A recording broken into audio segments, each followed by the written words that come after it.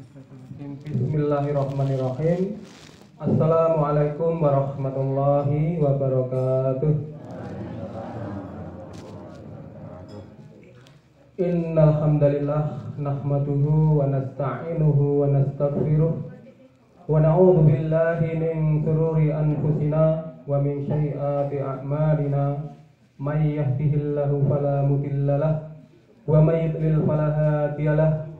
Asyhadu an la ilaha illallah wahdahu la syarika lah wa asyhadu anna Muhammadan abduhu wa rasuluhu la nabiyya wa la rasula ba'dah. Allahumma shalli wa sallim wa barik ala habibina Muhammadin wa ala alihi wa ashabihi wa man tabi'ahum bi ihsanin illa yaumiddin. Amma ba'du.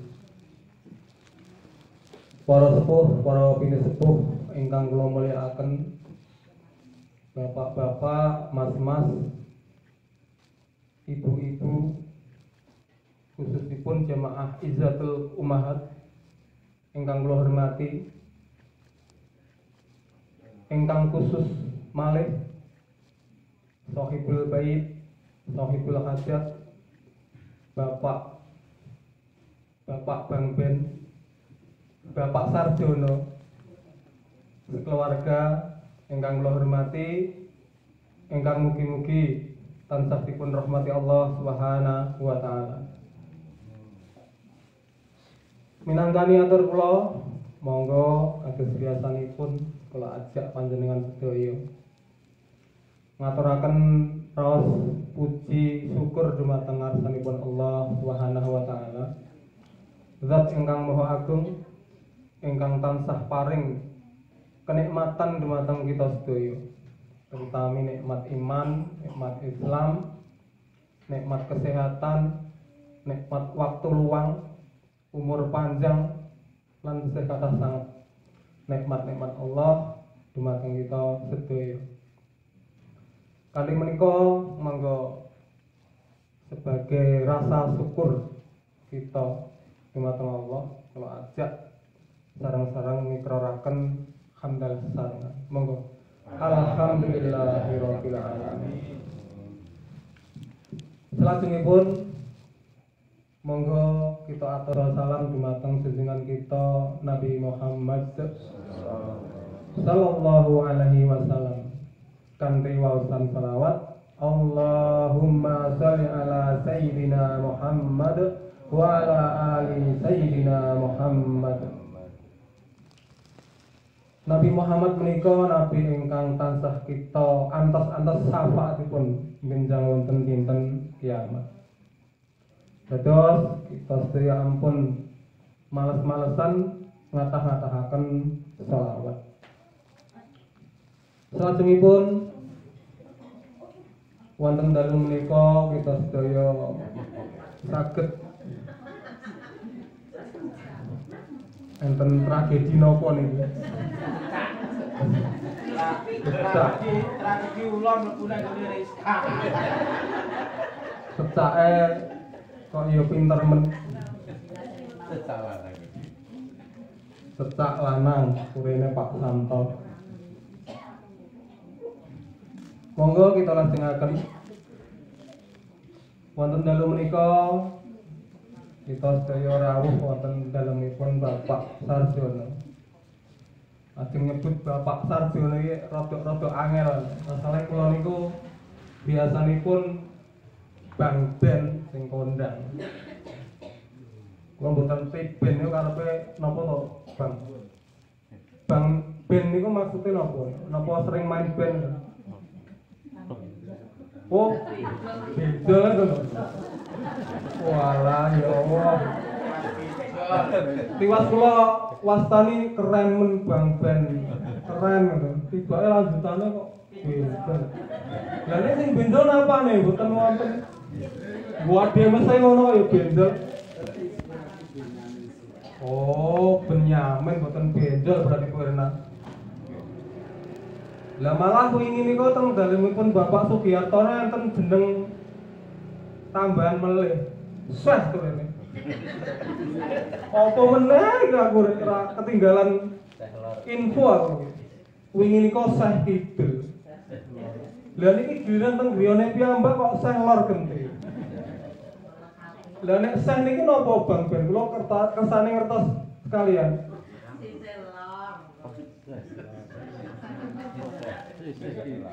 Kok seh lor gitu. Kok kula mireng desas-desus kurene seh puji. Padahal seh puji nika ngrabeni bojone nika sing isih umur 12 tahun, lulus SD napa SMP kelas 1. Lah Bang Ben ngrabeni Mbak Sri ados nggih mboten lulusan SD.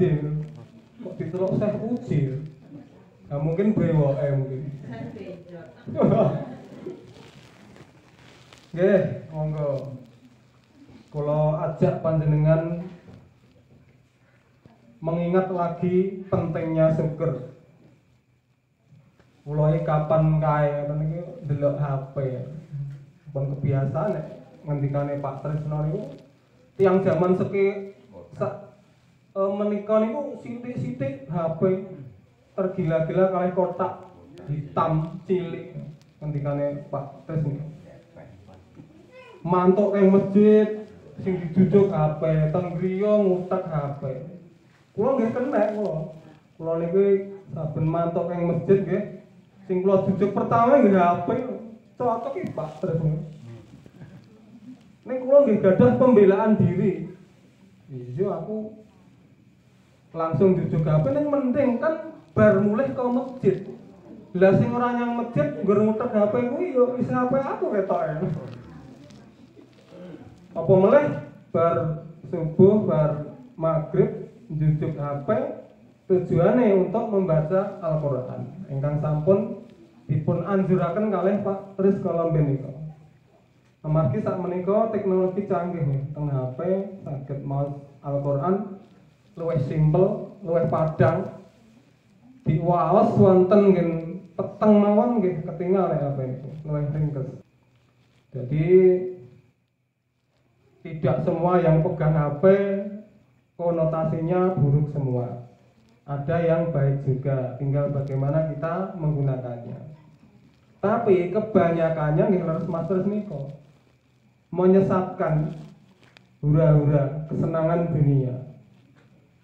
Termasuk bagian dari kesenangan dunia. Kadang nyekel HP guyu dhewe ngakak-ngakak, koncone ora digagas, kaya wong edan. Cocok banget kalian ayat ben niko. Wa mal hayatud dunya ila mataul ghurur. Dan tidaklah kehidupan dunia itu hanya permainan, hanya kesenangan yang menipu. Bahkan yang satunya lagi wa mal hayatud dunya ila lahibun walahun. Tidaklah kehidupan dunia ini hanyalah permainan dan senda gurau. Ini cocok. Kita ibaratkan permainan bola. Sing main gerwong 11 ping pindho 22 sing nonton miliaran. Kabeh pengen menang. Sing menang ya nggur sak tim padahal. Lah sing dukung delalah menang kuwi ya nggur seneng tok ora oleh hadiah nggur seneng ngono. Sing didukung kalah, sing nonton kecewa. Jadi dunia ini ngono nggur sedilit ngentekke waktu dan saling kecewa, enggak pernah puas. Itulah dunia.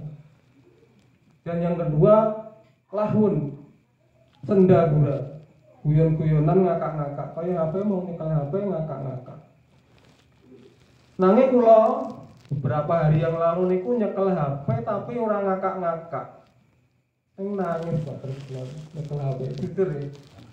Kula kadang ya tak critakake elekku, tak ngomongke ben-ben jeneng ceramah mesti ya rahasiane kadang kebuka. Gawe ceritake mbok menawa terinspirasi. Nek liyane do nonton HP nangis, guyu ngakak-ngakak kula ndelalahi nangis. Masalah apa? Kula niku ndelok teng video pendek ngoten niku. Enten anak cilik renang. Sikile niku namung setunggal. Sing setunggal niku mboten wonten gek ngepok. Kok dhuwur dadi mung siji. Delalah tangane niku kalih-kalihipun nggih boten wonten, nggih puntes kengpok ing dhuwur. Bermain tertawa riang di kolam renang, munggah teng pinggir kolam, munggah ini saged munggah piyambak. Kula mastani kula blewiran lah kula, lambah-lambah lah kula. Ya Allah. Nangisnya karena iba yang pertama. Yang kedua, ya Allah, kena wong kekurangane kok ngono akeh kok iso tertawa, iso guyu.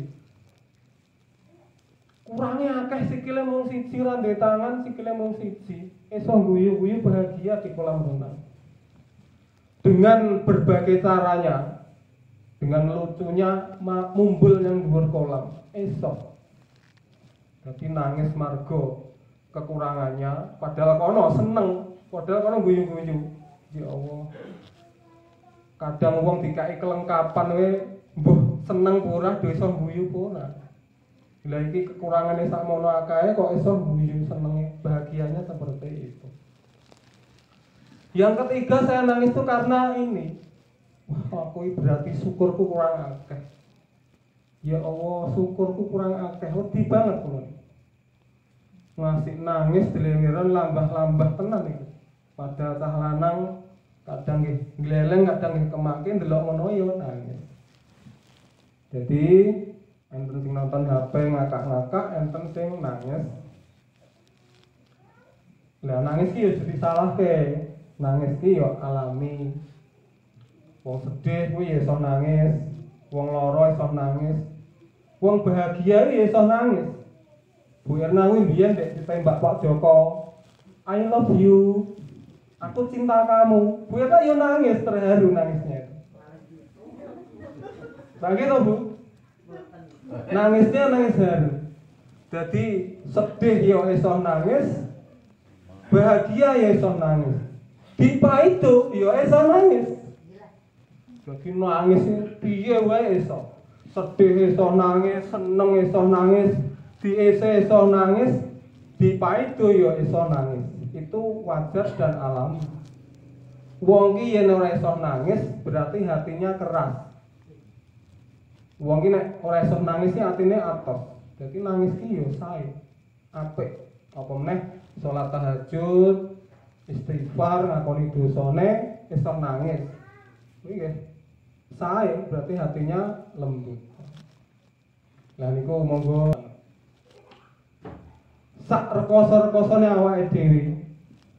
Umpama ana kekurangan, bagaimanapun itu nikmat Allah tetap lebih banyak.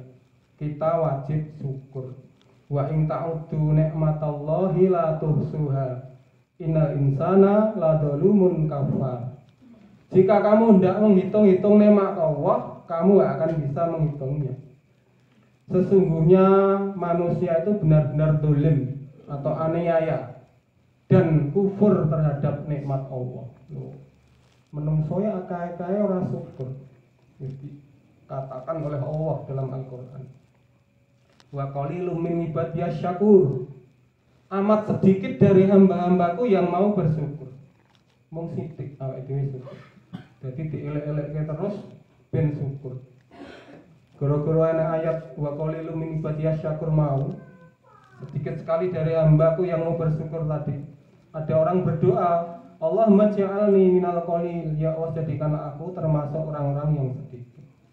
Kemudian Umar yang berada di dekat situ bertanya, kok doanya seperti itu, kok aneh? Ternyata dijawab ya dengar ayat tadi, dia itu ingin menjadi orang yang sedikit jumlahnya, yaitu orang yang bersyukur. Monggo ngata-ngatahi syukur, meningkatkan iman, meningkatkan takwa kita di matang Allah Subhanahu wa taala. Amargi nikmat Allah dumateng kita menika kathah sanget. Syukur saged kanthi lisan, maos hamdalah kala wau. Salajengipun kanthi perbuatan. Diparingi syukur digunakake kangge ibadah. Riyen nika sampun dimutaken kalian Bapak Tresno teng dalemipun Bapak Sugiyarto. Wong lanang hari Jumat kon salat Jumat. Kue wajib bahkan di perjalanan pun cari tempat yang ada Jumatannya. Dipun emut-emutaken.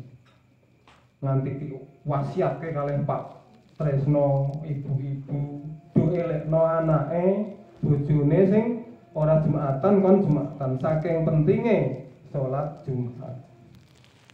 Lah kula ing mriki badhe ngemutaken sholat wajib niku nggih penting nggih wajib. Kedah dipun tindakaken. Lah tiyang jaler kedah jamaah.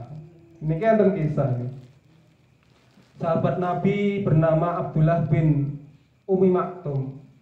Tiyange sampun sepuh, wuta, daleme tebih saking masjid. Ajeng teng masjid niku kehalangan pohon-pohon kurma. Kehalangan batu-batu, ada binatang buas yang siap mengganggu. Nggak ada yang menuntun. Suatu hari minta keringanan kepada Rasulullah agar diizinkan sholat sendiri di rumah. Ya mula-mula Nabi mengizinkan. Lalu saat Abdullah bin Umi Maktum pulang, dikejar Rasulullah. Ditanya, apakah kamu dengar panggilan sholat? Azan maksudnya.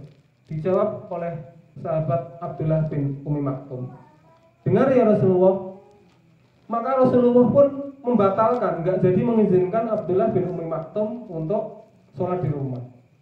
Dan diharuskan tetap sholat di masjid berjamaah bersama para sahabat. Nah, niku sholat Jumat, nggih.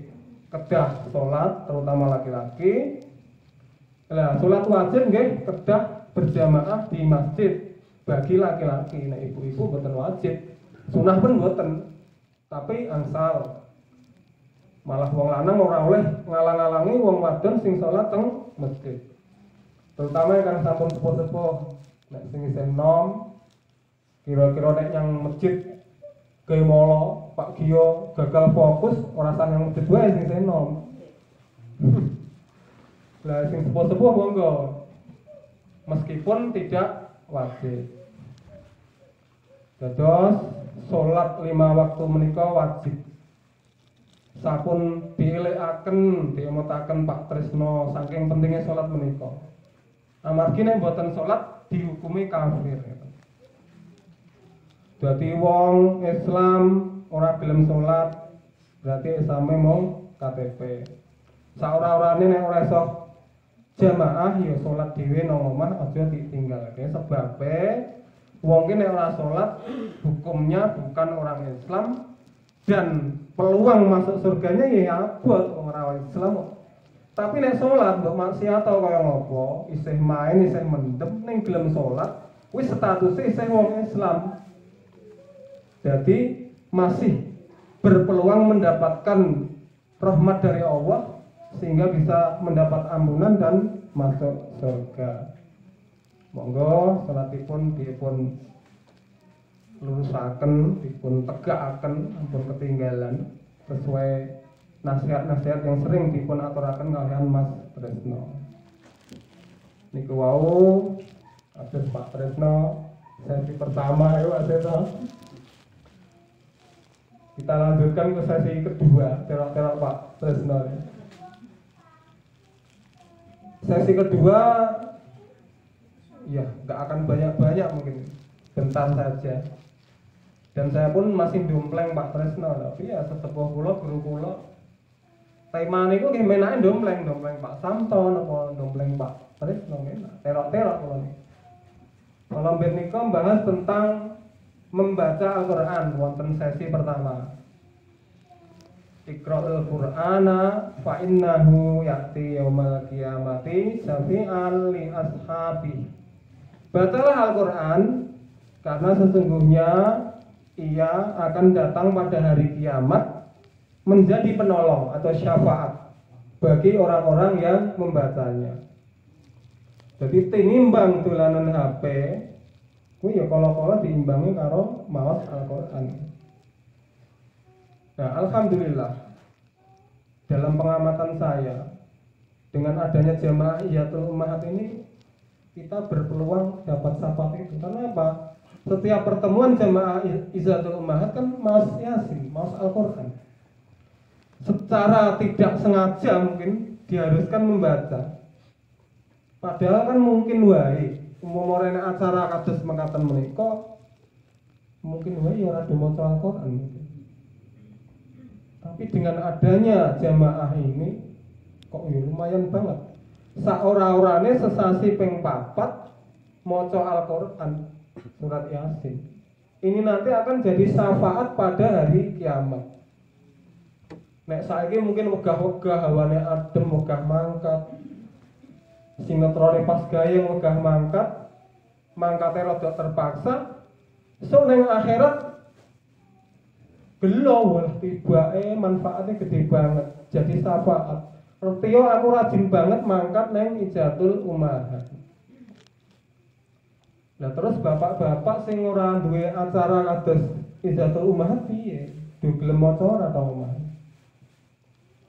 Milih maca HP napa maca Al-Qur'an kira-kira nek dalam pengamatane Pak Tris luwih seneng maca HP. Jadi pun alhamdulillah kita diingatkan oleh Mas Tresno agar kita ini jangan lupa membaca Al-Quran karena akan menjadi syafaat. Dan syafaat dari Al-Quran yang kita baca sendiri langsung ini sangat nyata, ada hadisnya jelas. Kalau kita jaga sok ben yen mati, mbok menawa diwacake Al-Quran karo generasi di belakang kita, ya jangan begitu berharap. Ya iki do gelem maca. Kalau dilihat saat ini di bawah kita itu kan kesibukannya dolanan HP. Apa ya tertarik acara seperti ini? Apa ya isih lestari ngono lho mikirku. Apa meneh anak-anak kita yang sekarang masih kecil yang senengnya HP itu, apa ya isih seneng ya muga-muga isih. Tapi kok ya ono ragu-ragunya. Maka dengan kita membaca sendiri ini ya setidak-tidaknya itu nanti jadi syafaat kita sendiri. Perkara sok pas mati ditungake wong liya kuwi bonus. Jadi acara ini benar-benar manfaat. Kadang dulu kita memandang sebelah mata, ada yang menuduh bid'ah atau apa. Tapi ternyata kalau sudah diamati secara mendalam manfaatnya gede banget. Saora-orane wong sing ora tau maca Al-Qur'an, acara ini dadi maca zikiran, maca selawat. Benar-benar mendidik yang baik, memaksa beramal yang baik. Masih tentang bacaan Al-Qur'an. Kita bahane ini wow kan sampun diaturake Pak Tresno, kula iki mung dompleng-dompleng kok. Kalau hentak ke waktu jam 9, jam 9 ngumpul, orang jam. Makin suwe nih. Selain itu, fadilah membaca Al-Quran. Khairukum man ta'allama al-Qur'ana wa 'allamahu. Sebaik-baik kalian adalah orang yang mempelajari Al-Quran dan mengajarkannya. Guru TPA yang berpulang kene ngajari Al-Quran itu sebaik-baik umat, baik-baik orang. Di Al-Quran kuwi wae sing sinau diajarke yo termasuk orang yang paling baik dalam hadis itu. Bahkan ada hadis juga orang yang mahir membaca Al-Quran nanti kelak akan bersama malaikat. Sedangkan yang bacaannya terbata-bata, gerutal-geratul kados kula niki tetap dapat pahala, malah 2 dapat pahala 2. Itulah fadilahnya membaca Al-Qur'an. Enten meleh ayat Al-Qur'an yang membahas tentang bacaan Al-Qur'an. Delalah pas dinten napa nika kula pas pener niki delalah terus terinspirasi wah tok wae dompleng Pak Tris wae. Bahas tentang ini sampai-sampai nih. Pas surat An-Nahl ayat 98. Fa idza qara'tal Qur'ana fasta'idz billahi minasyaitonir rajim. Fa idza maka apabila qara'tal Qur'an kamu hendak membaca Al-Qur'an fasta'idz billah mintalah perlindungan kepada Allah minasyaitonir rajim dari gangguan setan yang terkutuk, dari gangguan setan yang kena. Jadi kita disarankan, dianjurkan membaca ta'awudz. Fasta'idz billah itu ta'awudz atau bacaan isti'adah. Ingkang populer nggih a'udzubillahi minasyaitonirrajim. Jadi saben-saben maos Al-Qur'an kita dianjurkan membaca ta'awudz. Tujuannya apa? Ya untuk menghindarkan was-was kita, menghindarkan dari salah baca, nek saya bener macane, dihindarkan dari salah tafsir, dihindarkan dari mungkin menyombongkan diri, oh baca aku api, suaraku fasih, aku kok. Tapi karena kita ta'awudz, kita dilindungi. Setan ini enak wae ukurane. Wong wis tahan godaan setan, gak enek celah sing kanggo nggodha awake dhewe. Goro-goro ta'awudz kan kita terlindungi. Misalnya meneh ceramah maca ayat-ayat Al-Qur'an. Karena sudah ta'awudz, delalah ora dirungokke. Ditinggal dolanan HP, ditinggal ngobrol dhewe. Karena wis ta'awudz ya oh ora apa-apa ora dirungokke. Sudah berlindung dari gangguan setan kok. Karena setan itu ada dari bangsa jin dan manusia. Minal jinnati wan nas, dari jin dan manusia. Jadi manusia juga berpeluang dari setan. Jadi kita ta'awudz, ya kita kalau nggak didengarkan, nggak digubris ya santai aja. Berarti orang seneng karo bacaan Al-Qur'an berarti setan gitu. Ta'awudz. Jadi karena dengan ta'awudz itu menjaga diri kita dari riya. Bahkan di dalam sholat itu ada bacaan Al-Fatihah itu rukun. Kalau nggak baca Fatihah nggak sah. Tidak sah sholat kalau tidak membaca Al-Fatihah. Nah, dalam sholat pun kita membaca ta'awudz sebelum membaca Al-Fatihah. Buat pilih wonten sing dereng maos ta'awudz dalam sholat, monggo. Mulai sekarang sebelum membaca Al-Fatihah ta'awudz dulu. Termasuk imam pun ta'awudz tapi nggak dikeraskan, baru bismillahnya dikeraskan. Bahkan ada yang dikeraskannya mulai hamdalah, alhamdulillahirabbil alamin. Jadi dalam sholat pun kita membaca ta'awudz. Terus kita kembangkan ke bab sholat. Dengan sedaya pinter sholat, mungkin senior malah luwih pinter sekali. Tapi kadang saya berpikir, mbok menawa anak siji loro yo urung paham. Misalnya sholat berjamaah. Sholat berjamaah kita niat ini saged dilafadzkan, diucapke niate. Tapi intinya niat itu dalam hati, kerenteke hati kan. Diucapke karo kerenteke hati. Itu niat. Nek ora diucapke ora apa-apa ning kerenteke hati niat. Kuwi ya wis sah. Jadi yo diucapke karo niat dalam hati, niat sih. Ora niat ya kena enek sing ora niat diucapin ya. Enek niat sebelum takbiratul ihram, enek sing sambil angkat tangan takbiratul ihram itu sambil niat memantapkan niat ya. Jadi nek kesusu teko jeduk langsung takbiratul ihram, nah memantapkan niatnya pada takbiratul ihram ya saged-saged mawon. Dados nek salat jamaah setelah niat takbiratul ihram menika makmumnya ampun maos Al-Fatihah riyen. Sing dipun waos iftitah, doa iftitah. Semelang kula niku sebelum imamnya membaca Al-Fatihah dumaca Al-Fatihah, padahal harusnya iftitah meskipun hukumnya sunnah. Nek enek wektune maca doa iftitah, Allahu Akbar kabira walhamdulillahi katsira wa subhanallahi bukratan wa asila, atau Allahumma ba'id baini saged senenge yang mana. Ada bacaan versi lain. Jadi maca iftitah ampun Fatihah. Lah terus saat imamnya baca Al-Fatihah, bacaan jahar sing maghrib isya subuh niku kita mendengarkan ya.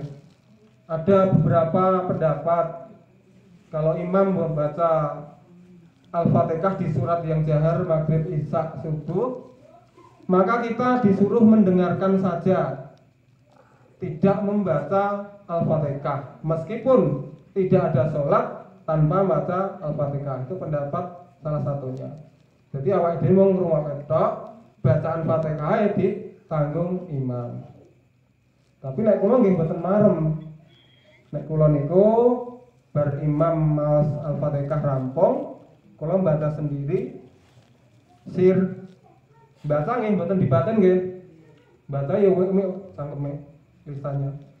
Bismillahirrahmanirrahim. Alhamdulillahirabbil alamin. Arrahmanirrahim. Nek dibaten enggak sah. Karena Al-Fatihah niku rukun salat. Jadi ampun dibatas. Nah niki nggih penting. Kan kula nggih khawatir aja-aja nggerdu dibaten ora umi-umi ngoten.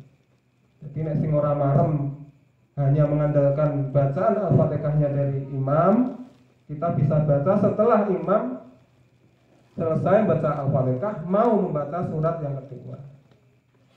Ananging sing dadi masalah imam-imam kita saat ini itu kurang memberi waktu. Orangnya ndak. Kadang tak kebut wiranya ndak Fatihah setelah Al-Fatihahnya imam. Nah, ini kita berharap nanti kalau masjid kita jadi Pak Ahmad nanti insya Allah ngimami, mangke jeda antara Al-Fatihah dan surat kedua itu jenengan kayak tatah kula ben orang ngongso ya Pak Nabi. Pak Imam orang mati. Terus makmum yang masih nggak marem mengandalkan Fatihah dari imam, mau baca Al-Fatihah sendiri itu rada longgar gitu. Kalau saya amati di kita itu kok ya sempit banget, nggak nyandak, nerak-nerak surat di berikutnya. Jadi monggo mangke dikasih waktu agak longgar biar yang mau baca Al-Fatihah punya waktu lumayan gitu. Meskipun ada, saya dengar dari Ustaz Adi Hidayat itu 4 ayat dari Al-Fatihah saja sudah cukup, sudah sah. Tapi nggih kowe mboten marem nek ora rampung sampai waladhdallin amin. Dados Al-Fatihah pun diucapkan ibu-ibu ampun dibatas mawon nggih, diucapkan umi-umi lah, umi-umi krungu lirih-lirih ngoten. Karena tidak sah sholat tanpa membaca Al-Fatihah. Apa meneh sholat di rumah ya kita umi-umi kita lafadzkan bacaan-bacaannya itu. Tuh tambahan dari saya tentang sholat. Mbok menawa sing urung pas takut kula habis takbiratul ihram ora maca doa iftitah malah langsung Al-Fatihah. Padahal imamnya belum membaca surat Al-Fatihah. Kemudian ada lagi ayat yang berhubungan dengan bacaan Al-Quran. Wonten surat Al-A'raf ayat 204. Aja protes saya kok. Lah Pak Gio ngandani mau nek arep maca Al-Quran kon ta'awud. Pak Gio iki tak kiringkes pas ayat dalil boten maos ta'awud ben ringkes, ibu-ibuan senenge ringkes ndak nyuwen-nyuweni. Jane sing sae nggih kados Pak Tris, a'udzubillahi minasyaitonirrajim, bismillahirrahmanirrahim, baru baca ayatnya. Nek Pak Kiai diringkes ta'awude to ngarep mau sebelum salam kula pelan-pelan ta'awud ben ringkes gitu. Tetep ta'awud gitu. Nah niki ayat 204 dari surat Al-A'raf. Wa idza quri'al Qur'anu fastami'u lahu wa ansitu la'allakum turhamun. Ayat ini penting. Banyak yang menyepelekan di saat ini. Wa idza dan apabila quri'al Qur'anu dibacakan Al-Qur'an dan apabila dibacakan Al-Qur'an dan apabila kamu dibacakan Al-Qur'an fastami'u lahu maka dengarkanlah wa ansitu dan diamlah la'alakum agar kalian turhamun mendapatkan rahmat. Tapi di zaman ini wong nyepelek kayak bacaan Al-Qur'an ya banget. Diwacake Al-Qur'an malah dolanan HP, diwacake Al-Qur'an malah ngobrol dhewe. Makanya kula akhir-akhir ini senang dengan kegiatan di RT kita ya. Pas ceramah, Pak Santo ceramah, ya makannya sudah dikasihkan dulu. Maem sik rampung, lagi ceramah. Ini penting. Kadang kan dulu pernah ceramah itu separuh ditoni maeman. Pak Santo ceramah tinggal maem. Padahal nggih maca Al-Qur'an. Bahaya sekali menentang ayat. Jadi monggo Pak Jimin, Pak Sarjono, Pak Indra yang sering mengendalikan acara, dilanjutkan, makan dulu baru ceramah. Tujuannya agar saat ada yang ceramah kita sudah nggak makan-makan. Apalagi ustadznya sedang dalil baca Al-Quran, masa ditinggal makan. Padahal kan ayatnya wa idza quri'al Qur'anu fastami'u lahu wa ansitu la'alakum turhamun. Jika kamu dibacakan Al-Quran, maka dengarkanlah dan diamlah agar kamu mendapat rahmat. Mendengarkan dan diam itu artinya memperhatikan. Enggak kayak gitu. Ngangen-ngangen artinya, ngangen-ngangen indahnya bahasa Al-Quran. Tapi di zaman ini ya Allah, bacaan Al-Quran sangat diremehkan. Nek sing maca Al-Qur'an ora dirungokke, nek sing ceramah ora dirungokke, mentelengi HP. Bener ngendikane Mas Tresno niku. Kulo nek mboten diajari Mas Tresno nggih mboten wantos nawung. Dadi disi Mas Tresno karep neruske menak. Temane ndompleng guru kula Pak Tresno. Nek ora di dahuli Pak Tresno nggih mboten wonten. Kulo ndak darake ngece sing dolanan HP wong kula nggih dolanan HP. Tapi nek kula niki paling ngecek sebentar tutup lagi, nek pas acara ngecek. Malah dulu itu nggak pernah bawa kalau acara seperti ini karena takut mengganggu. Menawi menika kan kula damel maos Al-Qur'an nih Asmaul Husna kula dereng apal, dadi kula beto. Jadi niku kita hargai Al-Quran, kalau ada bacaan Al-Quran kita diam, kita dengarkan agar kita mendapatkan rahmatnya kasih sayang dari Allah. Jadi ini masalah penting ya.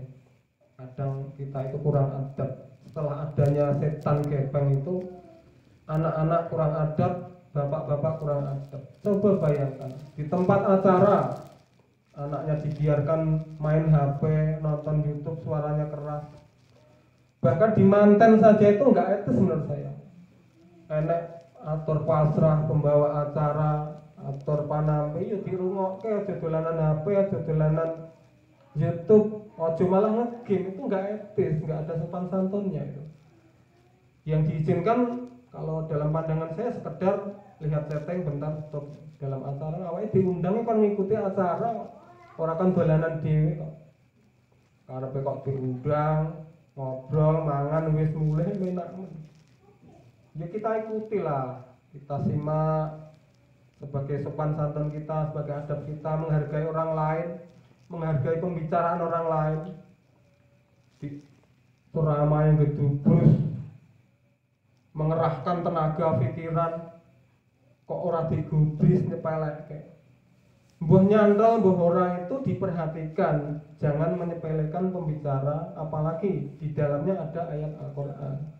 Yang terutama itu, jangan menyepelekan Al-Qurannya itu. Dan anak-anak kita didik ya. Ojo dibebas lepaskan pegang HP, diajari sopan santun, nek nggon acara yo dipaksa nangis karepe, suwe-suwe ra yo manut. Tong acara apa sedang ada pertemuan atau silaturahmi, bodoh itu ngedep HP dewi-dewi nggak tersambung silaturahmi. Kok piye ya, kayak kurang adab, kayak kurang etika gitu. Semakin kesini kok soyongannya kayak ora piye, nggak patrap gitu. Itu istilah generasi kita sing rada tuwa, sok nek anak-anak kita ora saya parah. Lah awake dhewe sing wis rada tuwek ngene wis ora sopan ora adab. Endah awake anak-anak iso piye sing ngelekke piye? Khawatir saya. Saya khawatir bener ini generasi yang akan datang. Isih do gelem ndongak ke awake dhewe enggak. Do iso ngaji ora, do sopan santun ora. Wong awake dhewe ora iso ngeki contoh yang baik untuk anak-anak kita. Khawatir ya. Semoga Allah memberi hidayah untuk kita dan anak-anak keturunan kita ya. Semoga diberi petunjuk, tidak bebas lepas, bisa dapat ilmu sehingga bisa menjaga diri, enggak lepas-lepas seperti itu. Bahkan saya itu beberapa kali ya, ikut kajian di pondok pesantren anak saya. Kelasnya pondok pesantren, sing teko ya wong top-top, yo ustad, pengusaha, guru-guru. Sing ceramah ya ora baen-baen, wong duwe pondok biasane, ya kiyaine. Lah sing ngrungokke ya dolanan HP, anake ya dolanan HP ditoke wae ya Allah. Lah nek awake dhewe tong desa orang-orang yang ke awam iki kayak mending lah. Kelasnya di pondok pesantren. Ustad. Kula nek teng pondok pesantren ketok desa dhewe. Welu wali, lah liyane top-top. Lah kok yo ora desa pan santun. Kula nggih tengok ya Allah. Sedih melihat mereka. Bahkan ada lagi acara besar, acara di pondok pesantren nekake wong jowo ratusan lah.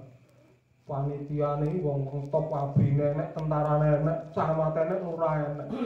Pas ceramah itu nyekel HP dhewe-dhewe. Ya Allah. Pejabat rada besokan. Pak Sampun Bu. Mbak Sampun.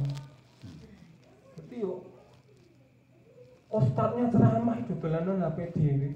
Ya Allah kok ya gimana gitu loh. Kok ya menyedihkan gitu loh.